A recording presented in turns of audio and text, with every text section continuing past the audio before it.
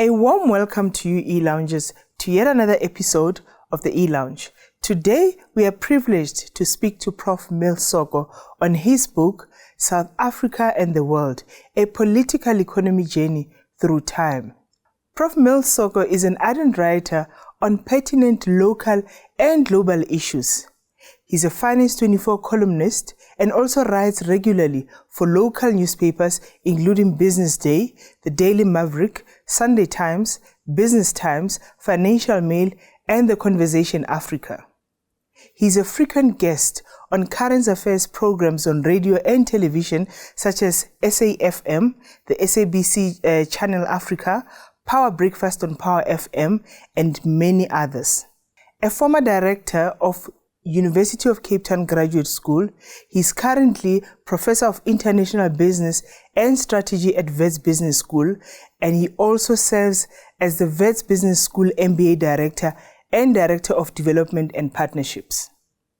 In his book, Prof. Soko highlights what has not worked in terms of politics, leadership, foreign policy, the economy and the African development trajectory, corporate ethics, international trade, global governance, and the threat which underlies all of these issues, as well as the importance of strong, decisive, and accountable leadership.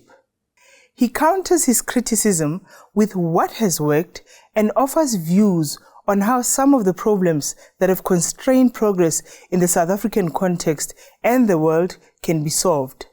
A central message emerges from his writings: leadership and governance matters, whether in the national or international context.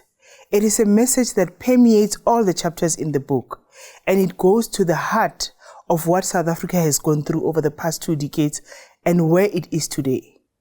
The e-lounge is a unique platform dedicated to knowledge sharing and fostering a culture of reading. We do believe that true leaders are not just readers, but they are seekers of diverse perspectives, open to learning and committed to sharing their knowledge for the betterment of all.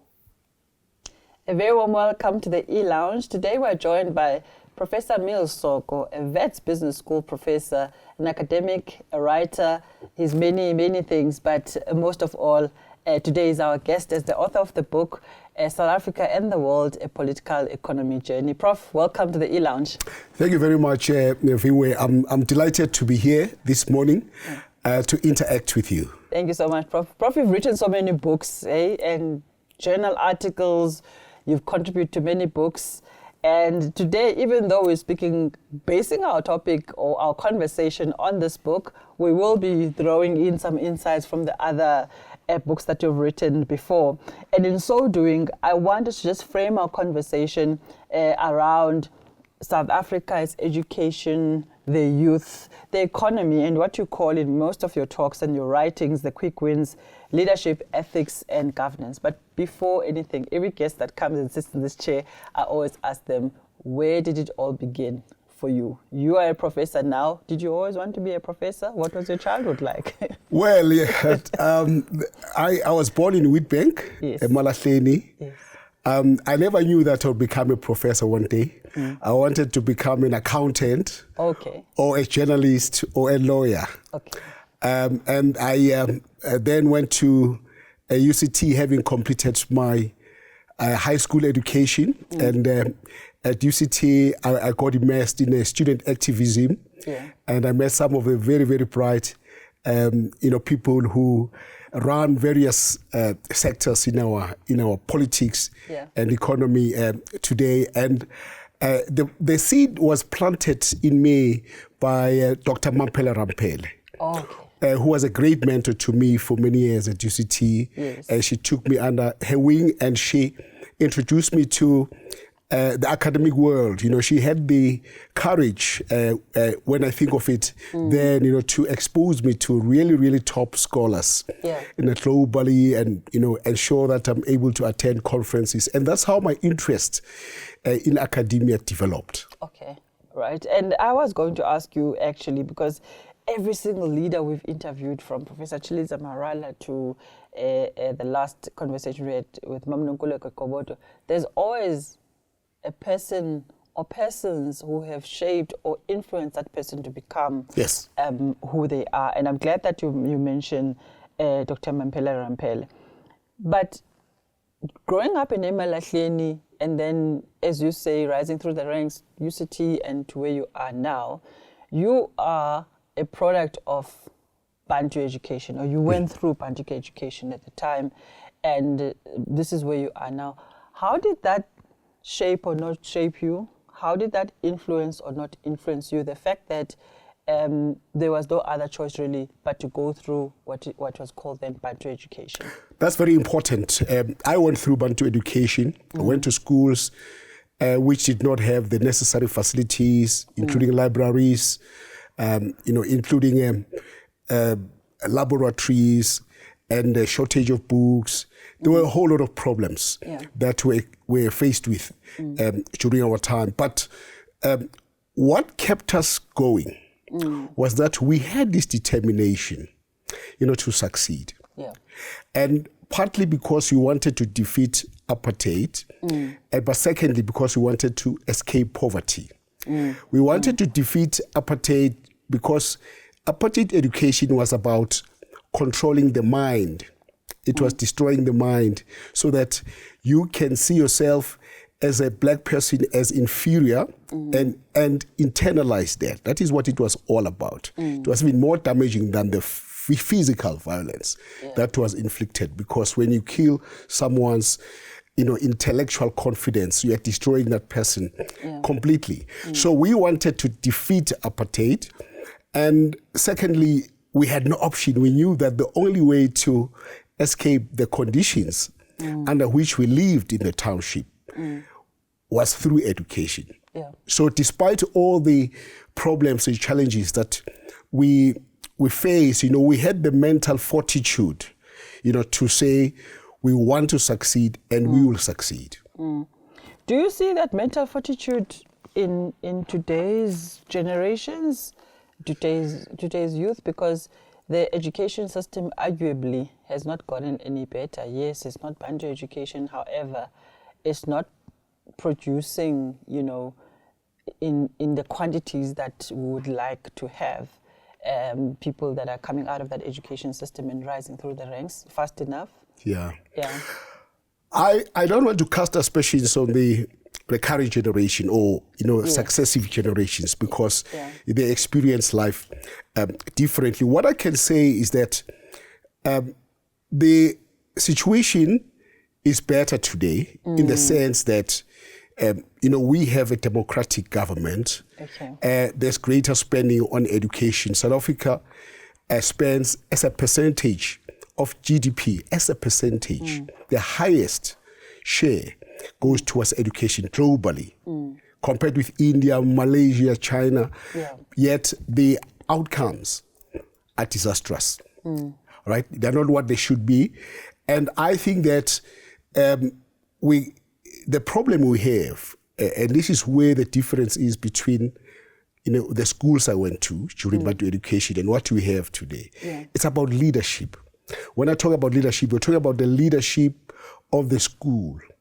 The school principals, the teachers who arrive at school on time, the teachers who are prepared, they come to class prepared, they have the interests of the students at heart. And then you have the discipline also, amongst the teachers, but also amongst the students. It's something that I don't see happening, right? So what we have today, we're throwing money at problems, but we don't have the necessary discipline, to do what we need to do as a country, given our resources. And I see this when you look at schools in the rural areas, there are some schools that are top performing schools, really, really top performing schools, but they're very deprived. And you ask yourself, what is it? It's the mindset. You see, the leadership mindset, the school principal is committed, the teachers, everybody. And I think that is something that is lacking today. So we have this huge percentage of resources that we spend on education, but the outcomes are not as good as they should be. Yeah. And Prof, you write extensively in the book about the conditions of education in the country, and also what has gone wrong. You give a very apt analysis of what is actually going on. And I was asking myself, because this is not the first time you've covered this in the book, in the articles and the essays here, but also elsewhere when somebody speaks to you as an educator, because as a professor, first and foremost, you are an educator. If you were to be given this role of fixing the education system or fixing education in the country, what are those top 1, 2, 3 things that come to mind in terms of fixing our education system for the better? What would you do? I think that that's a very important question. The most important thing for me is leadership and governance. Everything will flow from that. So leadership matters. Yeah. Leadership is everything. Governance matters. Governance is everything. So our big challenge currently is that we don't have those things, right?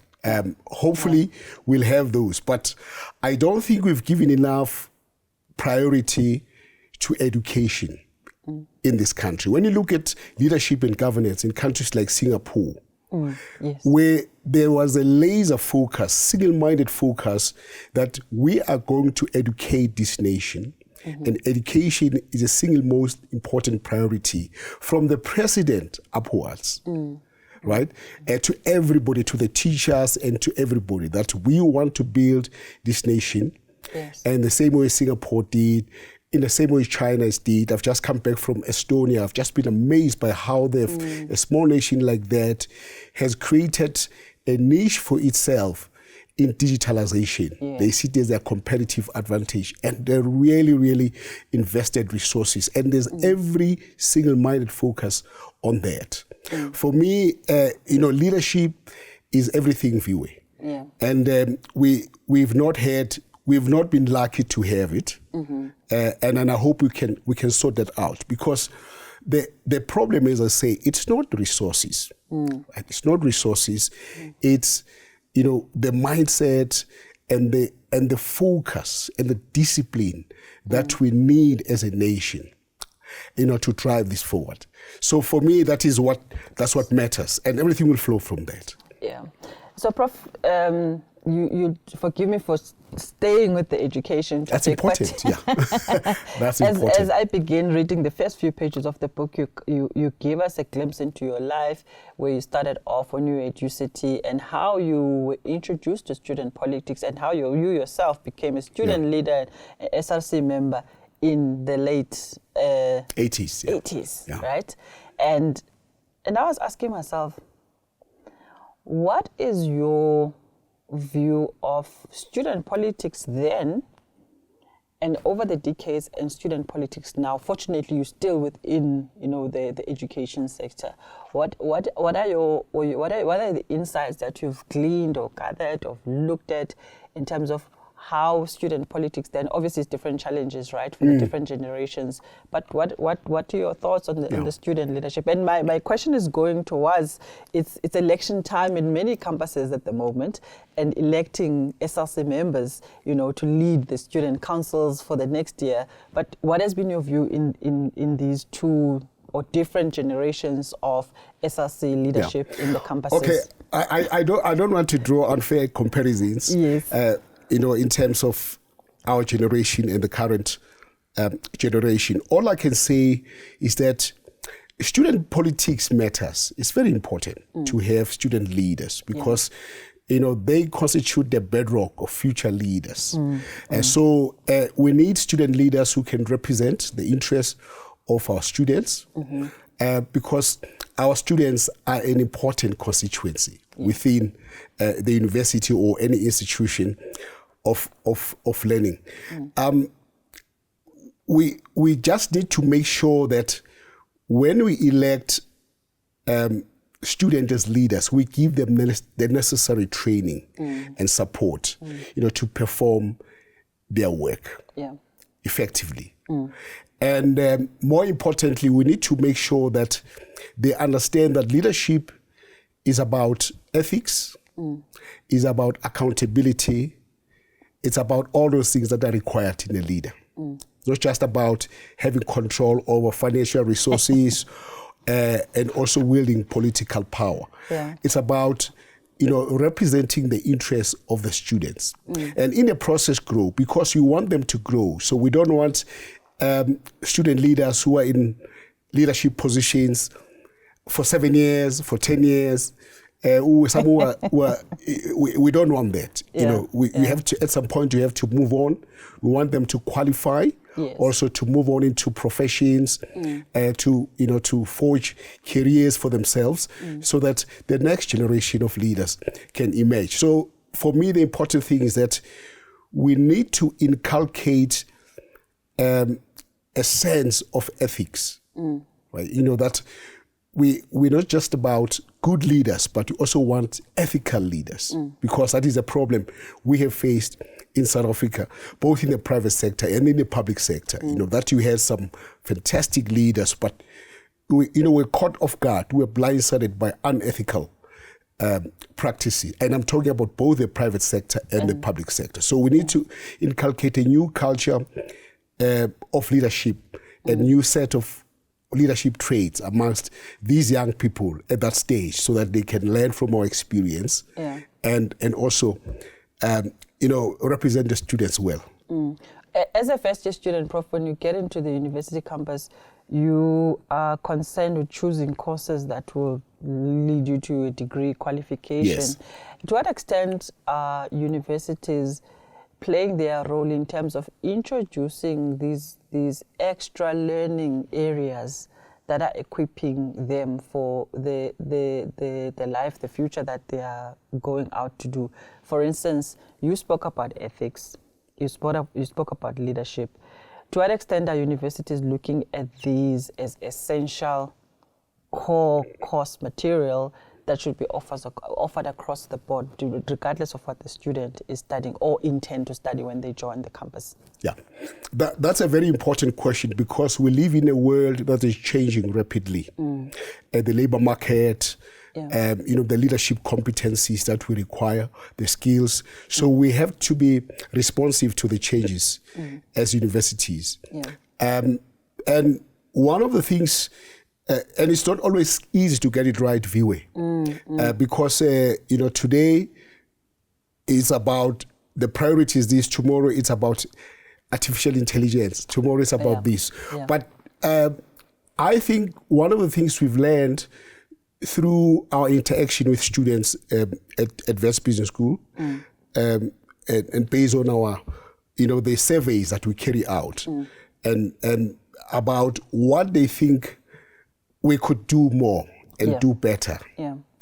Somebody has gone through an MBA program, and we ask them, okay, so this is what the MBA did for you, but when you look back, what is it that you think we did not emphasize sufficiently in the curriculum? And the interesting things that emerge, and one of which I want to talk about now, was that our students, they said, look, the academic program is fantastic and all these things, but I wish you could spend more time talking about mindfulness, mental resilience, right? And that is something I was not prepared for, and I battled. Some had to leave because of the pressures of studying and in that environment, highly pressured environment, and they thought, and some had mental, problems, so they had to quit, and they thought we could have done better. So we listened to those, and in our subsequent iterations of the curriculum and programs, we make sure that those are at the top of our priorities. So this is based, some of it's proactive, because we know what we need to do, but some of the the interventions we make are based on the feedback we received from the students after they've gone through the program. And I agree with you, it's not just about the formal academic programs, but it's also about life skills, about leadership skills. It's about the ability to interact, personally, to communicate at all levels, because we're preparing to become a leader. So we wanted to be able to communicate with a CEO, to be able to, all those kinds of writing, all those kinds of things, So, Prof, we've spoken about you as a student a leader and a leader in the academic world, I want to shift our focus to the country, because you write a lot about the country, and I was asking myself... I'm passionate about the country. I was asking myself, hey, Prof, what makes you so unwavering in your quest to speak truth to power so candidly and speak so openly about the topics that you've covered in the book? Yeah. It's because I care about the country. I'm very patriotic to this country. I want this country to succeed, not only for me and for our generations, but also for future generations. And this is a country, viewer, that has so much going for it. I've traveled the world, this continent and elsewhere, and I always come back here thinking, wow, we're lucky to have this country. But we've got to make it work. And so for me, my passion is about leadership and governance, and how we can transform all these assets that we have. We have a national endowment, these national assets. We have a sophisticated, a diverse economy, which has been built over centuries. There are certain companies in this country that have been in existence for over 100 years, 200 years. And we also have world-class universities and research institutions. We have world-class infrastructure, the road, rail, and maritime networks. We have world-class companies. I've been to many countries, and I can tell you, very few countries, especially our emerging country peers, I'm talking about Brazil, Argentina, and those countries, have the kind of companies that South Africa has. These are world-class companies. So we have a lot of assets, right? What we need is the leadership and the governance to translate these assets. We can become a winning nation. We also have resilient, I think another asset we have is resilient, dynamic people, resourceful, right? They want to be led, they want these countries to succeed. And you see this every time, whether you're watching rugby or, how this country comes together. Because people love this country. They want it to work. They want it to succeed. And they get upset when things don't work. South Africa is a very proud people.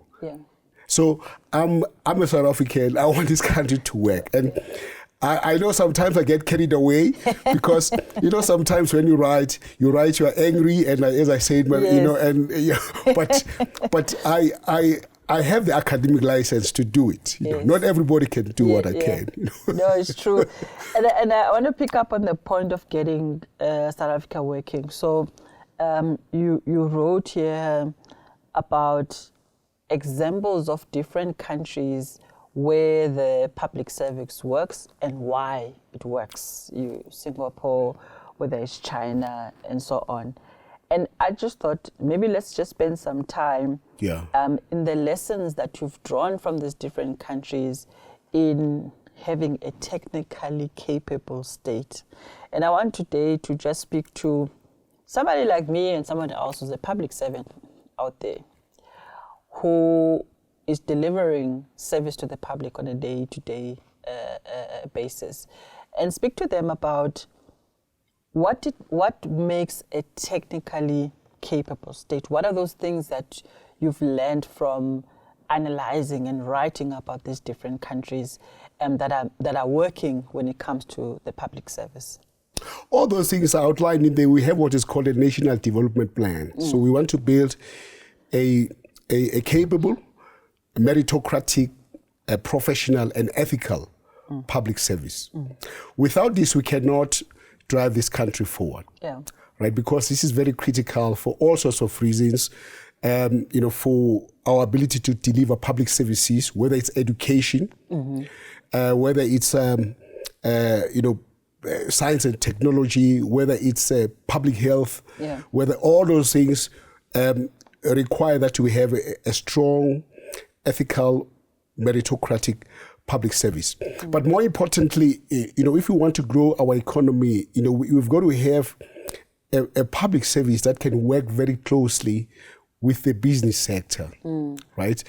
To do that, and so that is one of the big advantages those countries have that we don't have. And when I say we don't have, I don't want to generalize, because we have specific examples within our public service, examples of what we could become. We've been able, in certain pockets of the public service, to build what I'm talking about. When I'm talking about the treasury, our treasury, when I'm talking about SARS, when I'm talking about to some extent the Department of Trade, Industry and Competition, there are different levels, but we've got an idea about what we can do to do that. So that means we have to make sure that we appoint people to positions on merit. We need to ensure that the people we also appoint, especially in specialized government departments, they have the necessary scientific and technical expertise to perform those functions. We need to make sure that we have a public service that does not see itself as above the people, above the citizens, right? But as it must see itself as servants to the citizens. We are there to respond to the needs of the citizens. We are there to address the concerns of the citizens. We are there to serve, essentially. So it's both scientific, technical expertise, but also the other things, about a sense of service, what it means to be a servant leader. So I've seen this and I've studied very closely Singapore, spent some time there, how they, for example, built their state-owned enterprises. And they ran high-performing, highly professional and effective state-owned enterprises. And they were emulated by China. China learned a lot about governing state-owned enterprises from Singapore. Because a lot of the state-owned enterprises in China were very, were abysmal, to put it bluntly. But now when you go to China, you can see the difference that exists there. So I think that, we can learn from those countries. And I know that we've had delegations going to these countries, many delegations, delegation after delegation, to learn about governance in these countries. That is very important, that is very good, but the question is whether, we have the political will to translate that into reality. So, Prof, on ethics and governance, I think it's the last chapter of this particular book. When I was reading it, and gleaning from what you said, is that a lot has been said about, or reported, lamented, about the country condition, the corruption, the grey listing, the poor credit ratings, and so on. From you as a political analyst, as an economist, as an academic, what would you say would be the key ingredients of recovery from there? And what is the role of active citizenry in all of that, in us trying to recover from these ills in our society? Let me qualify it, viewer, because I don't want to paint a totally gloomy picture. It's a very mixed picture.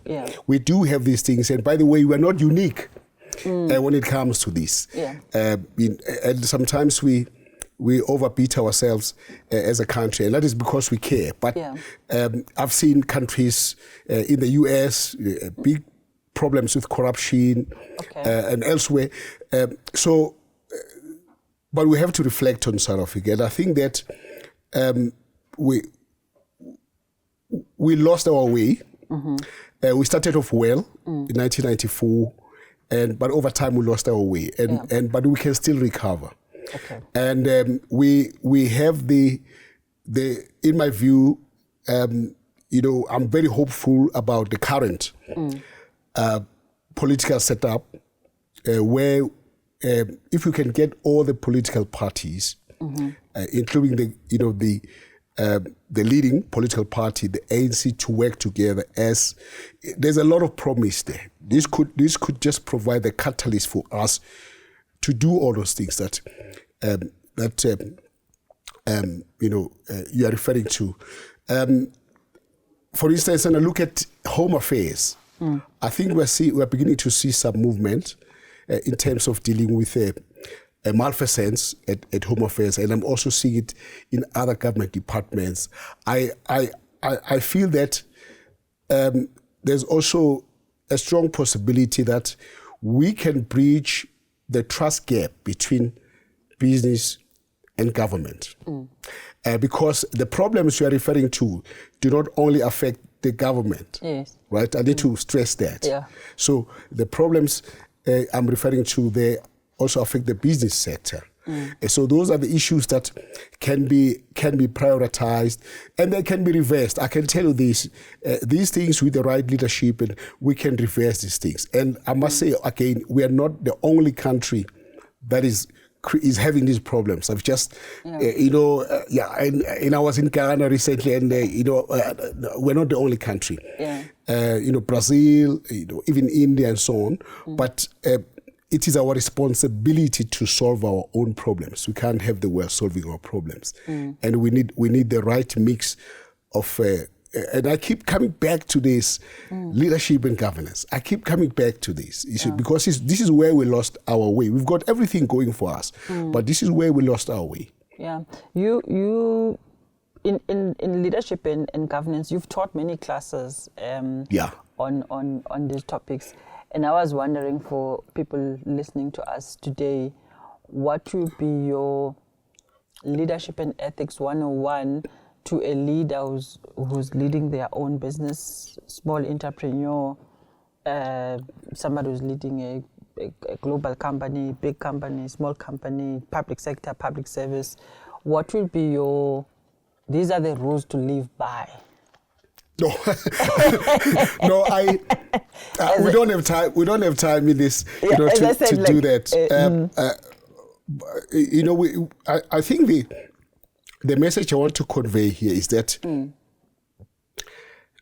leadership is not just about being competent. Okay. Right.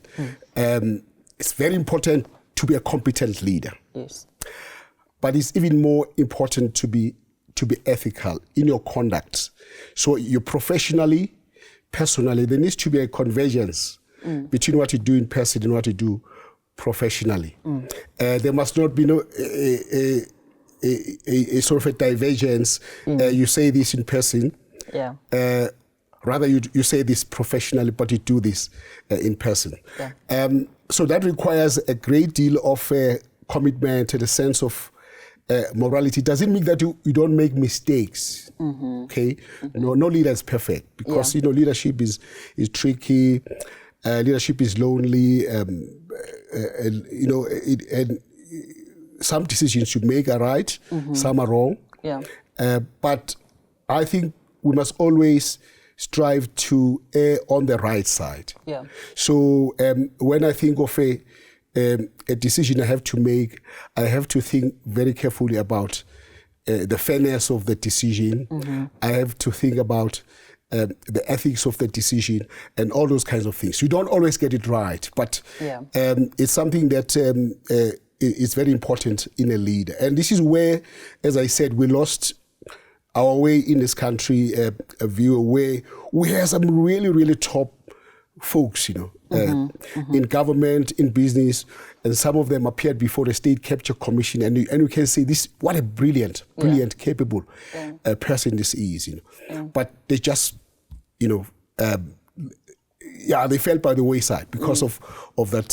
So I cannot give a blueprint, especially here, within this limited time. But I just want to emphasize those two things: that leadership is not just about being competent, but it's about, navigating these moral dilemmas and erring on the right side. Try to always err on the right side, and it's very important to also as a leader to listen to what people say, especially your peers.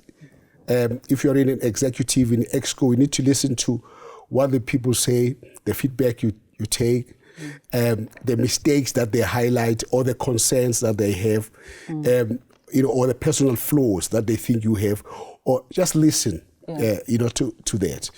And also confer with other leaders before you make certain decisions, because certain decisions you can't make on your own. You have to think very carefully before you make it. Obviously, you'll make it on your own at the end, but you've got to confer and take into account all sorts of perspectives before you make those decisions. No, thank you so much, Prof. I'm reminded of a point you wrote on the book about the three main things, or the three quick wins, to get any country going, or to have economic recovery in any country. And I was listening to those, and also listening to Gibbs Professor Adrian Seville, speaks about the six-pack. And his six-pack, top of it is that the country must save quality education, quality healthcare, and the rest of the things. And I was drawing those two parallels between the two. And I wanted to ask you, on the country saving and the where we are now in terms of the two-pot system, where people have to draw out funds from their pension funds, they're allowed to do so.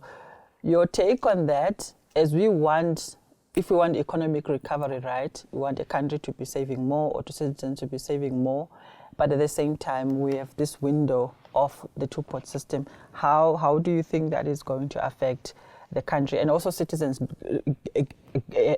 noting very well where we are in terms of many people are struggling in the country? Yeah. So I think this is a historical problem, even during the years of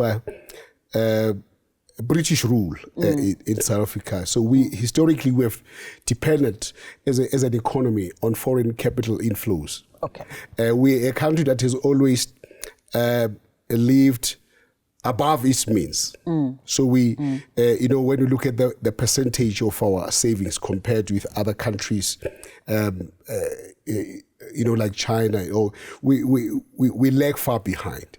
So we need this constant injection of capital from abroad and also domestically to keep our economy afloat. I do agree with you that everybody's struggling. Many people are struggling, under the current economic circumstances, and it's justifiable for some to, and one cannot dictate how people should make decisions, right? If they want to access that two-pot, as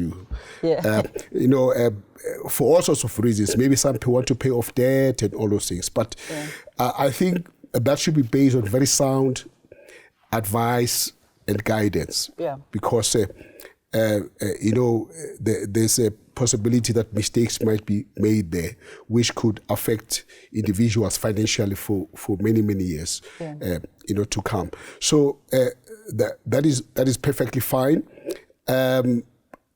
We have no, there is no magic bullet.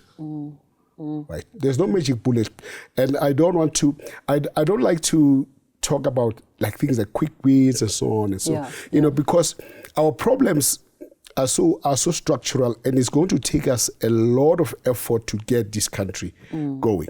It's got the necessary foundations, as I spoke about earlier, but it will take longer than. We must not labor under the impression that things are going to. Turn around. So there's a whole lot of things. Education. I can tell you this. We've got to get this right. We've got to get this right, because we are talking about the youth here, when mainly who constitute the majority of this country, over 65% or so of our population is young people. And people, some of whom are restless because of unemployment, some of whom do not have skills, some of whom, all sorts of problems that could really explode into something that is catastrophic in the future if we don't address it. So we've got to fix our education system. And more importantly now, we need to design our education system in such a way that it prepares our young people for the evolving, fast, rapidly changing, world, which requires all these things. Now we are talking about artificial intelligence, science, aerospace, all those kinds of things. We need to prepare them for that because our country over time, the character of our economy will change. Our integration into the global production chains will change and all those things. So we've got to, continually prepare young people for that. And we've got to have a healthy nation. Right, so public services, the public sector needs to be properly functional. The public services, the health system, all those kinds of things, they need to work. We need to invest in research and innovation. One of the countries that has done this very well in the past. We've had some problems, but I think. We have a very, very strong research and scientific base that we can capitalize on. And then the other things, we need to undertake the necessary reforms. I'm glad now that it seems we're on top of the energy problem. With Eskom, it's working. Yes, and that's a very good example for you of what I mean, but by meritocratic. Public service. The people who are running Eskom now, they're the right people who should be running Eskom. And then we can see the difference. And then our telecommunication sector also, we need reforms there, especially in terms of providing or widening access for working class families to internet services and all those things, reducing the cost of bandwidth and all those things. And then we need to, we have an incredible tourism sector, which we've not even begun to capitalize on in a way that we should, like countries like France and other countries. And I'm looking at the Eastern Cape, for instance. I visited the province recently, and I just couldn't believe what this province has. And I've been many times, but it should be a tourist magnet. It should be doing better than it's doing.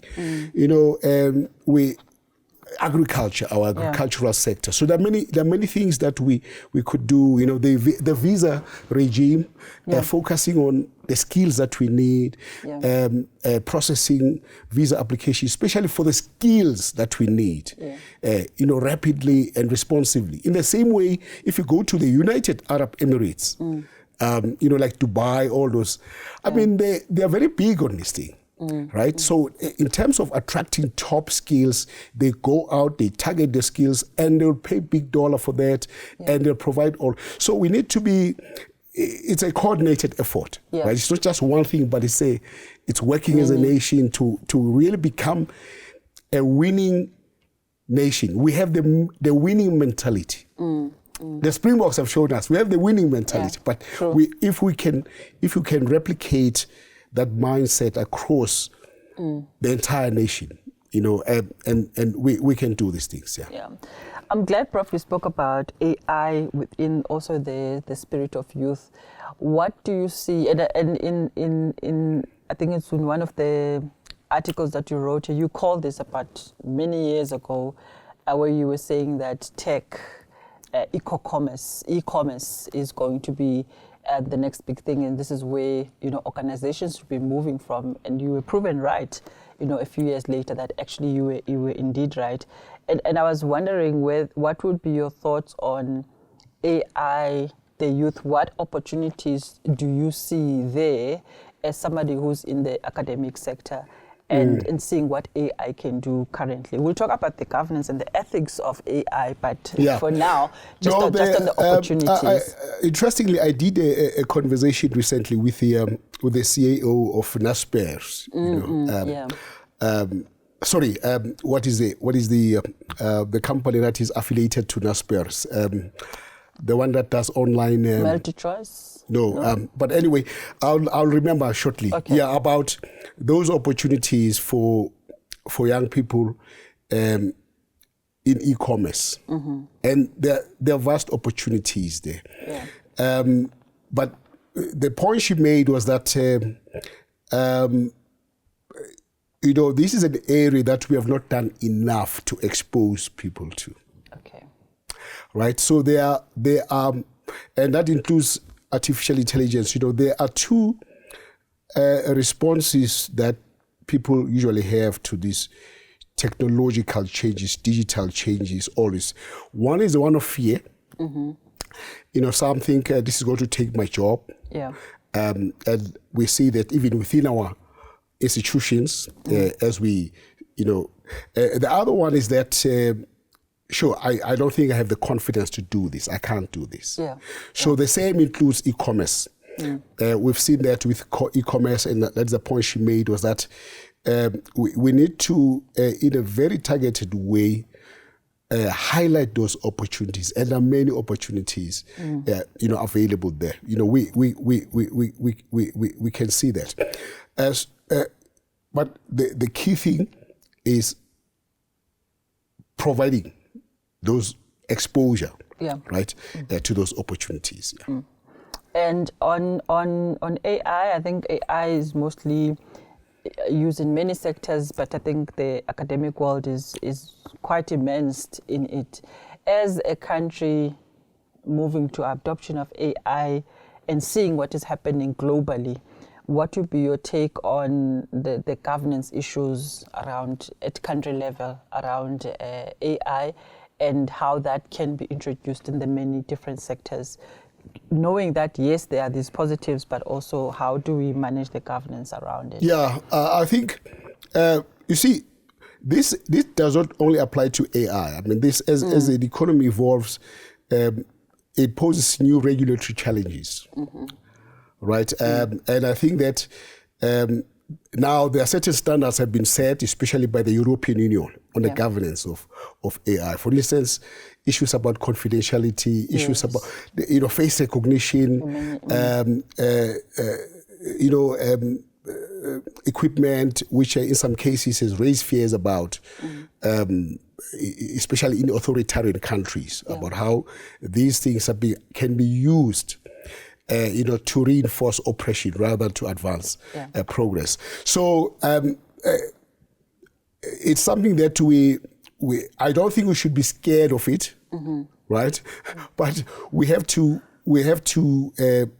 take into account that there are many, many positive benefits, but there are also risks and challenges, and this is where the regulators have to be involved, always in the interest of the citizens, right? And I'm sure that is something that they are aware of, Yeah. No, thank you so much, Prof. As we come to drawing to a close of our conclusion, I wondered, as somebody who writes very eloquently, I mean, I learned a lot of words in reading this book and many articles that Prof has written. If you were not in teaching governance, ethics, politics, the economy, what else would you be doing as an academic? Or not an academic? Yeah. You spoke earlier, if I may. Yeah, so I wanted to become a lawyer. Yeah. As I said, and then there was a time when I thought about becoming an accountant. Yes. But one profession that always fascinated me and which shaped me, my intellectual development, was journalism. Yeah. So I I always see myself as a closet journalist. I never pursue journalism, but I always see myself as a because my writing, a lot of my vocabulary, I learned from some of the finest, writers. I grew up during a period of the likes of Percy Koboza, who was an iconic editor of City Press, Agri-Cluster. So I used to read voraciously, and my dad used to buy me a newspaper every Sunday. That was his contribution to me. Yeah. So I would have loved to become an editor of a top newspaper because I love that world. Yeah. And a lot of my friends are in journalism, So I love the world of journalism. Yeah. But, I'm glad that I can do both now. Yes. Because I'm in academia, which I really, really love very much. But I also have another foot in journalism because I have access. I can call the editor of a newspaper and say, look, I've got so I've got both wares now. Yeah. So I would have loved to become a journalist. Yeah. No, Prof, we must thank for this book in particular, Professor Mzuki Sikobo, who encourage you to put together this collection of essays or articles that you wrote, and did a very sterling job in each of these chapters to introduce us to this and to analyze and to give us greater insights about each and every single of the chapters that are written in this book. And I want to encourage everyone to not only read this book, but follow Prof's work as it dissects, the state of our country and what we can do as individuals to contribute positively in the state of our country. Prof, your parting shots to somebody who's listening to us, watching this at home, especially those young people that are looking up to you and saying, hey, one day, man, I see Prof Mills and how he speaks. One day I want to be a leading business school professor from UCT. Now you're at Wits Business School. What is your parting shot to somebody at home listening to us today? Yeah. I'll use the lens of my experience, Viwe, to communicate to young people. Yeah. And what I want to say to them, you can do it. Yeah. It's possible. I came from Emalahleni in Witbank, born into a very, very poor family. Yeah. I became a professor coming from that family. And I became a professor despite my educational, economic, and social background. Yeah. But not just a professor, what I'm proud of is that all my scholarly accomplishments, I've earned them on merit and merit and merit alone. And I can say to young people, there will be challenges along the way, there will be difficulties, but don't allow those to deflate you. If you have set yourself a goal and you focus on that in a laser-focused manner, or that goal, you can achieve whatever you want to achieve in life. Of course, you'll need support and encouragement, and we spoke about the importance of having a champion, somebody's going to champion you, and all the other leaders. And I hope that all young people who have somebody who take them under the wing and say, look, I can see you've got the potential to do this, and I'm going to support you and encourage you and all that, because we all need that. So, that's the message I want to convey, is that, it's possible, it can be done. Prof, as we come to a close, thank you very much. We appreciate the trailblazing professors of our country that we can look up to, people who look like us, that we can say, but this is where Prof has gone, this is what is possible for me too as a black child.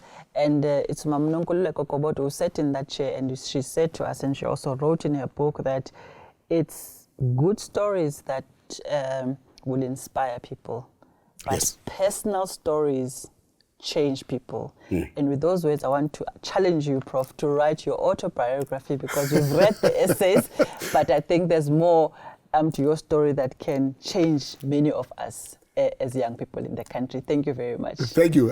Challenge accepted. And thank you for having me here. Thank you, Prof. I appreciate your time. I'll hold you to it. We've been sitting with Prof. Mills Soko, one of our leading academics in the country. And as Prof. Chilizi Marala says, and he continues to say, that those who desire to lead should read. And I hope that with today's conversation, you've been inspired to do the same. Thank you.